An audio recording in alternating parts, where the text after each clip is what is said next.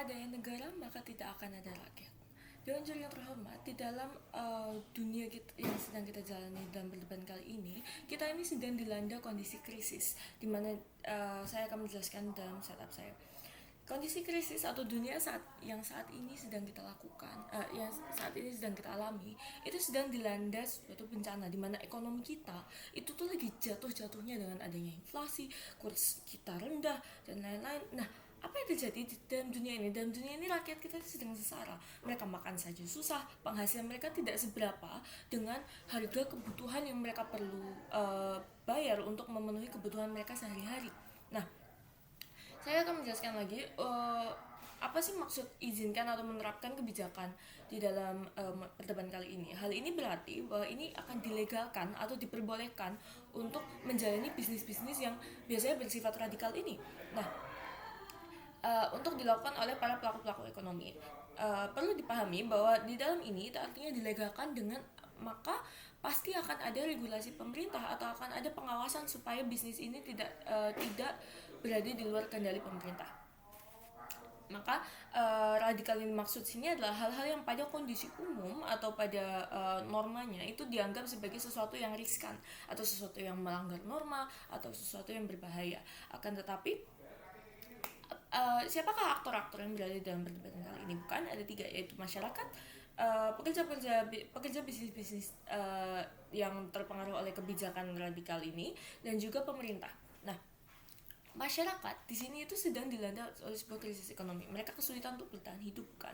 Maka dari itu ini lanjut kepada pekerja bisnis-bisnis radikal, di mana ini tuh sebuah lahan bisnis yang sebelumnya itu sangat riskan dan ilegal untuk dilakukan. Akan tetapi para masyarakat ini pun juga sangat putus asa dan ini mencari ingin untuk mencari nafkah di lapangan pekerjaan baru, bukan, supaya mereka dapat memenuhi kebutuhan mereka itu sendiri. Nah, dalam pemerintah, insentif mereka adalah apa? Mereka ingin memakmurkan masyarakat dan mempertahankan eksistensi mereka sebagai suatu negara. Maka dari itu, apakah mekanisme yang akan dilakukan oleh kami di dalam perdebatan kali ini? Diperbolehkan itu dilakukan supaya roda ekonomi negara itu tetap berjalan.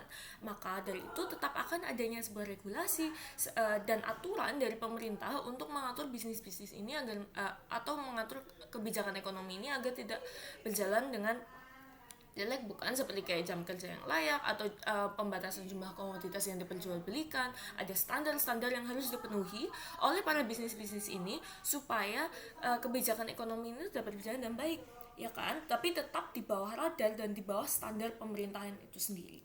Nah, lanjut kepada argumen saya akan membuat 2 argumen. Yang pertama adalah mengapa kebijakan ekonomi radikal ini adalah sesuatu hal yang baik, dan mengapa kebijakan ini penting dan eksklusif memberikan keuntungan di dalam perdebatan kali ini. Nah, argumen yang pertama, mengapa hal ini adalah hal yang baik? Ya, karena dalam konteks kita ini berada dalam kondisi krisis. Kondisi krisis itu artinya gimana? Kita ini sedang berusaha untuk hidup, berusaha untuk mempertahankan eksistensi negara kita. Sebagai pemerintah, eksistensi negara kita ini terancam.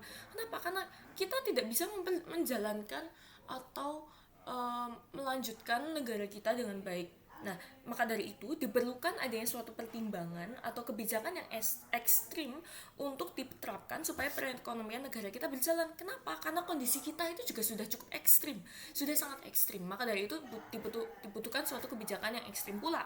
Nah, ketika bisnis radikal atau misalnya kebijakan ekonomi radikal ini dilegalkan, maka ini akan membuka suatu lapangan baru untuk masyarakat, bukan?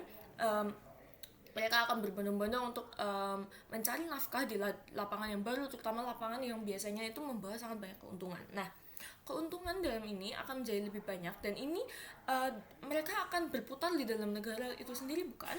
Seperti kayak bisnis perjudian, bisnis alkohol, dan lain-lain, atau mungkin yang seperti itu. Maka dari itu uangnya akan tetap berputar di dalam negara kita. Maka ini akan memacu roda perekonomian negara kita untuk tetap berputar, dan dengan itu uang atau keuntungan yang diambil seperti misalnya dari pajak dari bisnis-bisnis radikal dan lain-lain atau regulasi lainnya yang diterapkan oleh pemerintah, ini akan digunakan oleh pemerintah untuk membangun negara kita itu sendiri, bukan seperti memperbaiki infrastruktur yang ada, atau misalnya untuk menekan inflasi, atau misalnya untuk melakukan subsidi dan lain-lain. Hal ini dilakukan untuk kebaikan negara supaya negara juga dapat menyejahterakan rakyat lewat kebijakan ini, bukan? Maka dari itu pembangunan negara pun akan berjalan di tempat kita. Namun ada suatu pertimbangan di dalam debat ini. Bagaimana jika radikalisme kebijakan ini justru melukai masyarakat, bukan?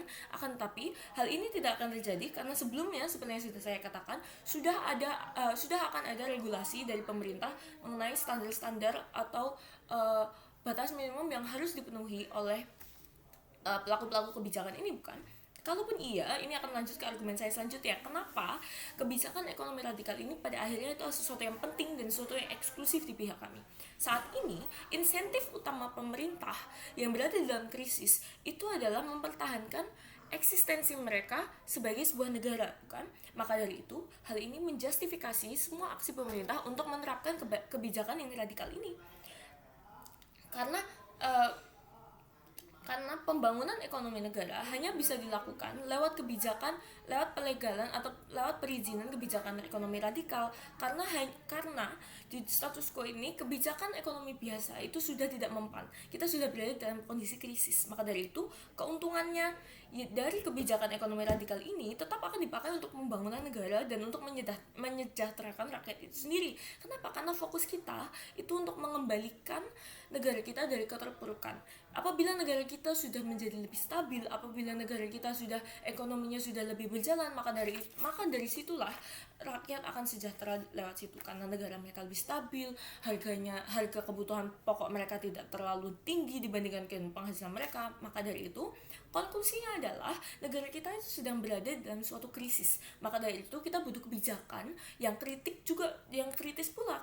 Maka dari itu kebijakan ekonomi radikal akan membawa perubahan radikal juga yang sangat diperlukan untuk mengembalikan roda ekonomi negara kita untuk berjalan lagi. Oleh karena itu bangga menjadi tim pemerintah.